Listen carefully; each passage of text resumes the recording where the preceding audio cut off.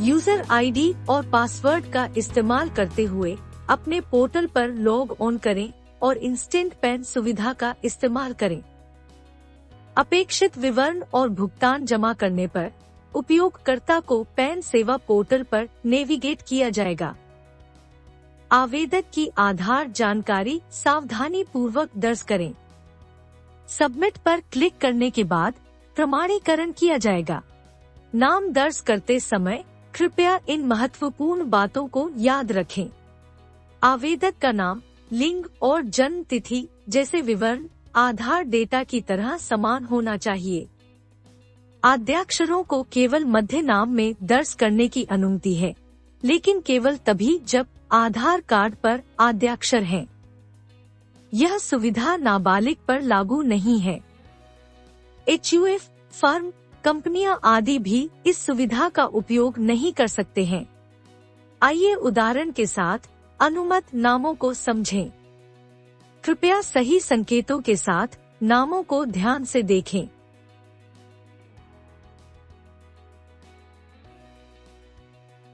कृपया सुनिश्चित करें कि दर्ज किए गए नाम आधार के अनुसार हैं। सफल प्रमाणीकरण पर उपयोगकर्ता आवेदक विवरण के लिए निर्देशित हो जाएगा। यहाँ पहले दर्ज किए गए विवरण देखे जा सकते हैं। आप उस नाम का उल्लेख कर सकते हैं जिसे आप पैन कार्ड पर मुद्रित करना चाहते हैं। यदि आप किसी अन्य नाम से जाने जाते हैं, तो कृपया इसका उल्लेख करें।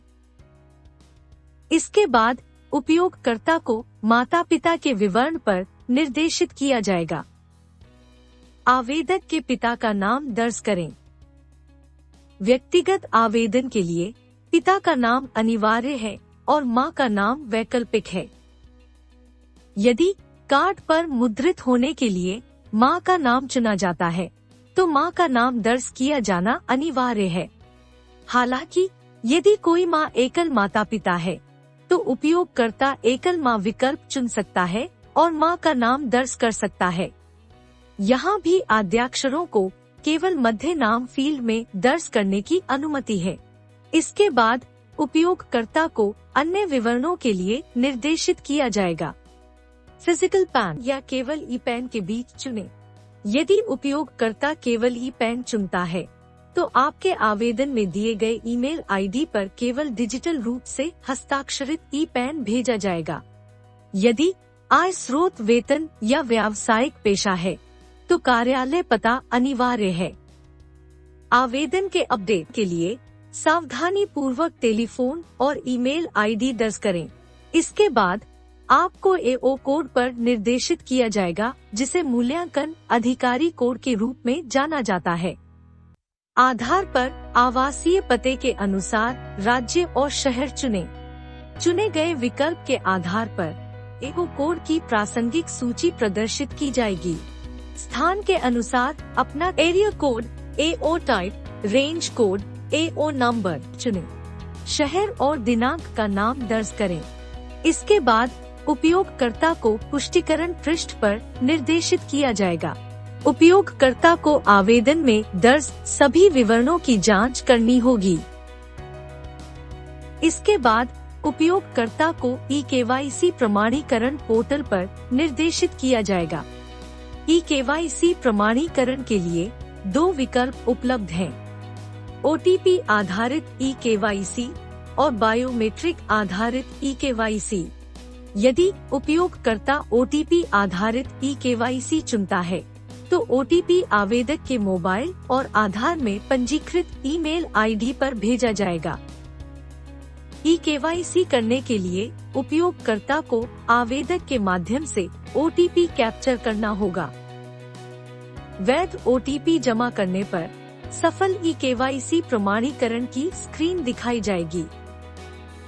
यदि उपयोगकर्ता बायोमेट्रिक आधारित eKYC चुनता है, तो उपयोगकर्ता को eKYC करने के लिए पंजीकृत बायोमेट्रिक डिवाइस के माध्यम से आवेदक के बायोमेट्रिक को कैप्चर करना होगा। उपलब्ध बायोमेट्रिक डिवाइस मोरफो, मंत्रा और प्रिसिशन हैं। इन उपकरणों को संबंधित कंपनी के RD सेवा ऐप के माध्यम से पंजीकृत किया जाना चाहिए। RD सेवा ऐप को गूगल प्ले स्टोर से डाउनलोड किया जा सकता है। यहाँ उपयोगकर्ता को डिवाइस चुनना होगा और फिंगरप्रिंट को कैप्चर करना होगा। इसके बाद सबमिट बटन पर क्लिक करें। सफल फिंगरप्रिंट कैप्चर के बाद सफल eKYC प्रमाणीकरण की स्क्रीन देखी जाएगी। eKYC प्रमाणीकरण के बाद उपयोगकर्ता को e-साइन स्क्रीन पर निर्देशित किया जाएगा।